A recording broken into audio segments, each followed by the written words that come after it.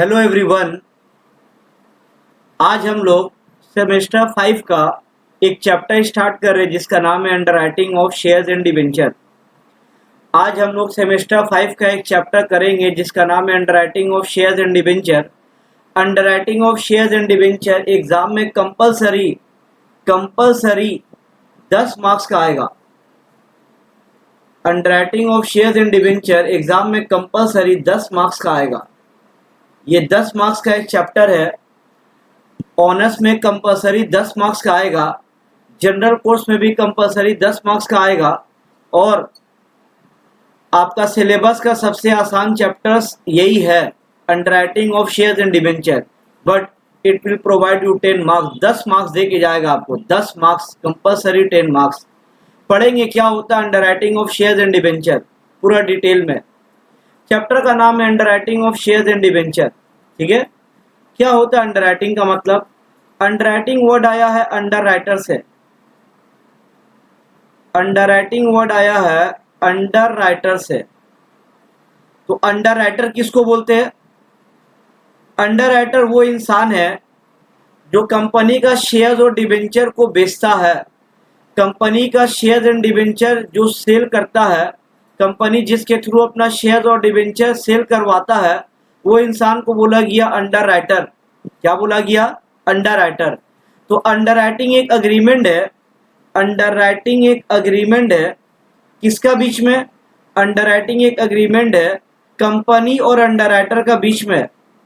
Under writing एक agreement है company और अंडर राइटर का बीच में, जिसमें अंडर राइटर बोलता है कंपनी का शेयर और डिबेंचर को बेचेगा, जिसमें अंडर राइटर बोलता है कंपनी का शेयर और डिबेंचर सेल करेगा। कौन सेल करेगा? Under writer. और सबसे इंपॉर्टेंट पॉइंट, अगर कोई कंपनी का शेयर और डिबेंचर अनसब्सक्राइब रहा यानी नहीं बिका तो वो भी शेयर और डिबेंचर अंडर राइटर को खुद खरीदना होगा, ऐसा एग्रीमेंट में लिखा हुआ होता है। क्या लिखा हुआ देख लो तो point number 1, it is an agreement between company and underwriters. It is an agreement between company and underwriters, ठीक है, between company and underwriters through which underwriters agreed to subscribe. Underwriter बोलता है share खरीदेगा shares और debenture of the company which remain unsubscribe, जो नहीं बिका, in public issue. यानी पब्लिक इशू जो कंपनी किया, पब्लिक इशू में कुछ शेयर और डिबेंचर नहीं बेच पाया अंडर राइटर्स, तो उस शेयर और डिबेंचर खुद खरीदेगा अंडर राइटर। सबसे पहला पॉइंट है, देख लो क्या है सबसे पहला पॉइंट। अंडरराइटिंग एक अग्रीमेंट है कंपनी और अंडर राइटर के बीच में, जिसमें अंडर राइटर बोलता है कंपनी का शेयर और डिबेंचर को बेचेगा, और अगर कुछ शेयर एंड डिबेंचर सेल नहीं हुआ, सब्सक्राइब नहीं हुआ, तो शेयर और डिबेंचर को खुद खरीदेगा अंडर राइटर्स। ठीक है, समझ में आ गया। आ जाओ दूसरा point, point number 2। Point number 2, under writer जो सर्विस प्रोवाइड कर रहा कंपनी को, फ्री में तो नहीं करेगा, उसका बिहाफ में चार्ज करता है कमीशन। अंडर राइटर जो कंपनी के लिए काम करता है, कंपनी को जो सर्विस प्रोवाइड करेगा, उसका बिहाफ में चार्ज करेगा कमीशन। तो क्या लिखा पॉइंट नंबर 2 में? पॉइंट नंबर 2 में लिखा under writer charges commission. Under writer charge करता है कमीशन। और सबसे important point, commission is charge on, commission charge होता है इशू प्राइस के ऊपर। कमीशन चार्ज होता है इशू प्राइस के ऊपर। इसका मतलब क्या हुआ? कमीशन चार्ज होता है इशू प्राइस के ऊपर, मतलब एक शेयर का फेस वैल्यू है 100 रुपीज़, लेकिन मार्केट में वो इशू हुआ है 120 में। एक शेयर का फेस वैल्यू है 100 रुपीज़, लेकिन इशू प्राइस 120 है। तो जब कमीशन निकलेगा तो 100 रुपया के ऊपर नहीं निकलेगा, कमीशन जब निकलेगा तो 120 के ऊपर निकलेगा। यानी कमीशन हमेशा निकलता है इशू प्राइस के ऊपर, ठीक है। पॉइंट नंबर 2 में लिखा हुआ है कमीशन चार्ज होता है, कमीशन चार्ज होता है इशू प्राइस के ऊपर। ये सब जो नोट्स आप पढ़ रहे हो, ये सब मेरा हैंड रिटेन नोट्स है। These are not the bookish word, ये सब कोई बुकिश नोट नहीं है, ये सब हैंड रिटेन नोट्स है। नेक्स्ट क्या लिखा देख लो तो एक बार, पॉइंट नंबर 3 क्या है? पॉइंट नंबर 3 में, पॉइंट नंबर 3 समझने से पहले आप देख लो इसका मतलब क्या है। सपोज एक कंपनी है, एक कंपनी है जो मार्केट में शेयर इशू किया 1 लाख। एक कंपनी जो मार्केट में शेयर इशू किया 1 लाख, ए बोला कि हम सारा शेयर को बेचेंगे, ए बोला कि हम सारा शेयर को बेचेंगे। जब ए शेयर बेचना शुरू किया तो पब्लिक सब्सक्राइब किया, पब्लिक खरीदा 70,000 शेयर। 1 लाख शेयर इशू हुआ था, लेकिन पब्लिक कितना सब्सक्राइब किया? 70,000। ठीक है, तो कितना शेयर सब्सक्राइब नहीं किया पब्लिक? 30,000। तो एज पर अंडरराइटिंग एग्रीमेंट ए को कितना शेयर खुद से खरीदना होगा? ए को 30,000 शेयर खुद से खरीदने होगा। 30,000 share, 30,000 share is a bigger amount, bigger value, bigger number, बहुत बड़ा नंबर है 30,000। तो एक अंडरराइटर इतना शेयर कैसे खरीद पाएगा? बहुत लायबिलिटी बहुत ज्यादा है। तो क्या होता है ना, कभी भी कंपनी जब शेयर इशू करता है तो कंपनी अंडरराइटिंग एग्रीमेंट करता है, कंपनी शेयर बेचने के लिए देता है कोई एक अंडरराइटर को नहीं, इसको स्प्लिट कर देता है। यानी कंपनी अंडरराइटिंग एग्रीमेंट करेगा एक से नहीं, 5 से। ए को भी बोला बेचने के लिए, बी को भी बोला, सी को बोला, डी को भी बोला और ई को भी बोला। यानी 5 जन मिल के कंपनी का शेयर्स को बेचेगा। ये 1 लाख को 5 जन में डिवाइड कर दिया जाता है। जैसे 1 लाख है तो ए का लायबिलिटी होगा 20,000, बी भी बेचेगा 20,000, सी बेचेगा 20,000, डी बेचेगा 20,000 और ई भी बेचेगा 20,000। यानी कंपनी अपना शेयर्स को स्प्लिट कर दिया 5 जन में। तो इससे फायदा क्या होगा? देखो, ए को बेचना है 20,000, ए को बेचना है 20,000। सपोज ए सेल कर पाया 17,000, ए का इन्फ्लुएंस है शेयर बिका 17,000, तो कितना शेयर नहीं बिका? 3,000। तो ए को खाली खरीदना होगा 3,000। यानी ए का लायबिलिटी कम रहेगा, बी का लायबिलिटी कम रहेगा, सी का लायबिलिटी कम रहेगा, डी का लायबिलिटी कम रहेगा। यानी कंपनी कभी भी अपना अंडरराइटिंग एग्रीमेंट कोई एक जन से नहीं करता है, एक से ज्यादा से करता है। क्या लिखा हुआ? अच्छा, अगर 5 जन है, 5 अंडरराइटर है, तो क्या हम लोग को सम 5 बार करना होगा? नहीं, हम लोग को सम 5 बार नहीं करना होगा, सब हम लोग एक ही बार करेंगे, खाली 5 कॉलम बना लेंगे। पॉइंट नंबर 3 में लिखा है if there are more than 1 underwriter, एक से ज्यादा अंडरराइटर रहेगा, then we have to prepare, हम लोग को बनाना होगा स्टेटमेंट, और स्टेटमेंट बनाएंगे कॉलमनर फॉर्म में। 5 जन है तो 5 कॉलम, 3 जन है तो 3 कॉलम, 4 जन है तो 4 कॉलम। आसान था। पॉइंट नंबर 3 में लिखा है अगर एक से ज्यादा अंडरराइटर रहेगा और हर सब में रहेगा ही रहेगा, तो हम लोग को 5 बार सम नहीं बनाना, अलग अलग खाली 5 कॉलम बना लेना, सम एक ही बार करना। ठीक है, आसान था। उसके बाद पॉइंट नंबर 4, पॉइंट नंबर 4, अब मेरा 5 अंडरराइटर है, ए, बी, सी, डी और ई।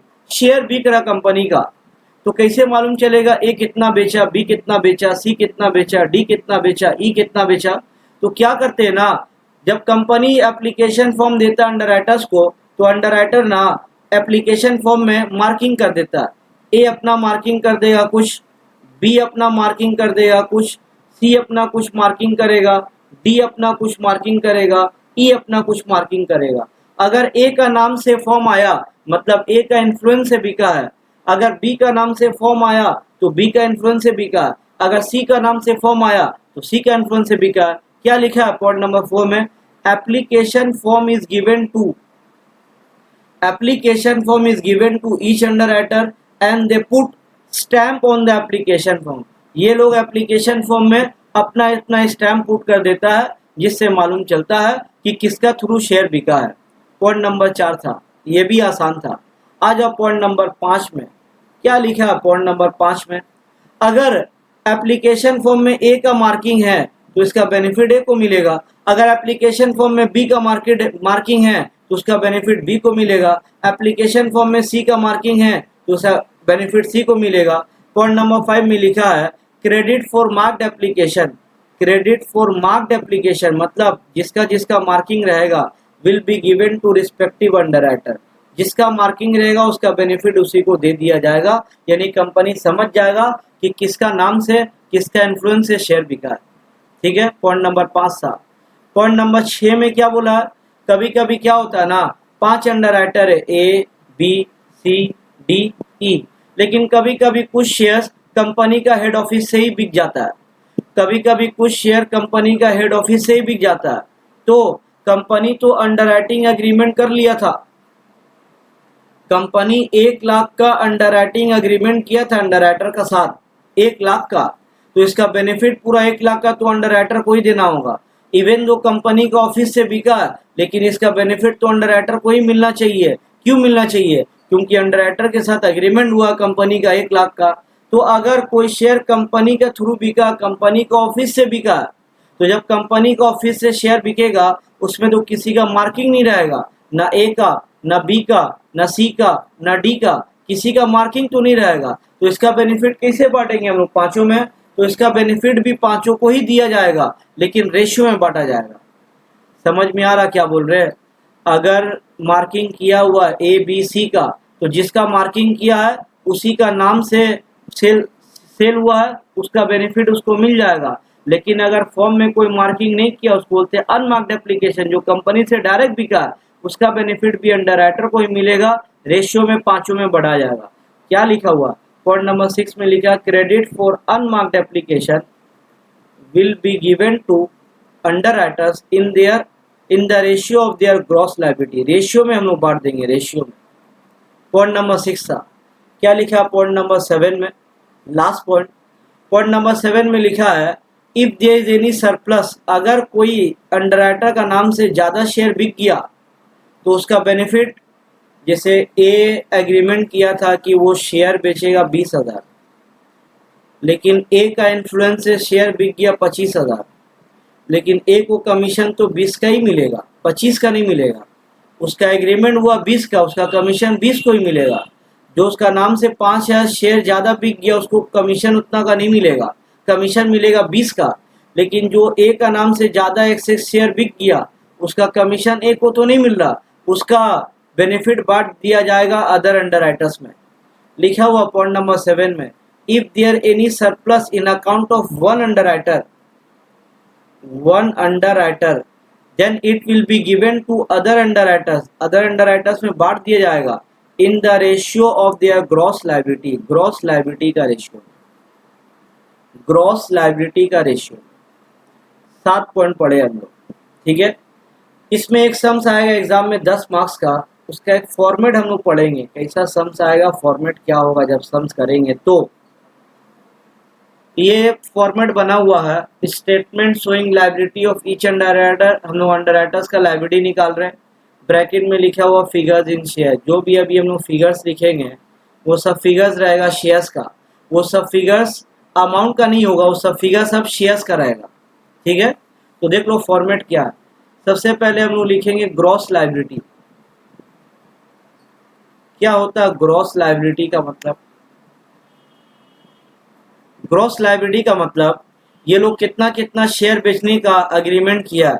सपोज ये बोला है कि हम 40,000 शेयर बेचेंगे, बी बोला है हम भी 40,000 शेयर बेचेंगे, सी बोला हम 20,000 शेयर बेचेंगे, 40,000 40,000 20,000, ठीक है। उसके बाद ए बोला हम 40,000 शेयर बेचेंगे, ए का नाम से शेयर बिका 20,000, सपोज करें, ये सब अज्यूम फिगर है। बी का नाम से शेयर बिका 15,000, सी का नाम से शेयर बिका 5,000। ये लोग का नाम से शेयर बिका, ये लोग का जब शेयर बिका तो ये लोग का मार्किंग किया हुआ था, तो इसको बोलते हैं मार्क्ड एप्लीकेशन, इसको बोलते हैं मार्क्ड एप्लीकेशन। तो ए को बेचना था 40,000, ए का नाम, ए अपना नाम से 20,000 शेयर बेच दिया, तो बचा 20,000। अभी तक ए का लायबिलिटी बचा, ए को अभी तक 20,000 शेयर बेचना है। बी अपना नाम से बेच दिया 15,000, बी का अभी तक लायबिलिटी है 40 में से 15 बी का 25 अभी तक लायबिलिटी है। सी अपना नाम से बेच दिया 5,000, तो सी का अभी तक लायबिलिटी है 15,000, ठीक है। ये लोग का अभी तक ये लोग को इतना इतना शेयर बेचना है, ठीक है। उसके बाद कुछ शेयर बिका है, कुछ शेयर्स बिका है जिसमें किसी का मार्किंग नहीं था, मतलब हेड ऑफिस से डायरेक्ट बिका है। सपोज हेड ऑफिस से डायरेक्ट शेयर बिका 10,000, इसमें किसी का मार्किंग नहीं था, तो ये 10,000 को बोलते हैं अनमार्क्ड एप्लीकेशन। ऊपर हम लोग पढ़े हैं, जो अनमार्क्ड एप्लीकेशन होता है उसको सब में बांट दिया जाता है रेशियो में। तो ये 10,000 को बांट देंगे सब में रेशियो में। कौन सा रेशियो में बांटेंगे? ये तो ग्रॉस लायबिलिटी का रेशियो में, ये ग्रॉस लायबिलिटी का रेशियो में। ग्रॉस लायबिलिटी क्या था? 40,000 40,000 20,000, इसमें सब जीरो हटा दिए तो बचा 4 4 2, टू का टेबल से भी कट रहा तो आएगा 2, 2 टू जा 4, 2 टू जा 4, 2 1 जा 2, आएगा 2:1, आया 2:1, ठीक है। तो ये 10,000 को हम लोग 2:1 में बांटेंगे तो क्या आएगा, पहला का आया 4,000, दूसरा का आया 4,000, तीसरा का आया 2,000। तो ये सब जो शेयर्स है जो कंपनी से डायरेक्ट बिका था इसको बोलते हैं अनमार्क्ड एप्लीकेशन, इसको बोला गया है अनमार्क्ड एप्लीकेशन। तो एक अभी तक लाइबिलिटी था 20,000, कंपनी से जो डायरेक्ट शेयर बिका उससे फायदा मिला ए को 4,000 का, तो ए का लाइबिलिटी कम हो गया, ए का लाइबिलिटी अब बचा है 16,000। बी का लाइबिलिटी बचा हुआ था 25,000, जो डायरेक्ट हेड ऑफिस से शेयर बिका है उसका 4,000 का बेनिफिट मिला बी को, तो बी का लाइबिलिटी थोड़ा कम हो गया, अब बी का लाइबिलिटी है 21,000। सी का लाइबिलिटी था 15,000, जो हेड ऑफिस से डायरेक्ट शेयर बिका, सी को बेनिफिट मिला 2,000 का, सी का लाइबिलिटी कम हो गया, सी का लाइबिलिटी है 13,000, ठीक है। इतना करने के बाद भी ए का लाइबिलिटी बच रहा 16, बी का 21, सी का 13। ये लोग इतना शेयर नहीं बेच पाया, ये लोग को इतना शेयर खुद खरीदना होगा, इसको बोला गया नेट लाइबिलिटी, इसको बोला गया है नेट लाइबिलिटी, ये नेट लाइबिलिटी है। एग्जाम में कंपलसरी 10 मार्क्स का आएगा, 10 marks, it will provide you 10 marks. आज के लिए इतना ही है।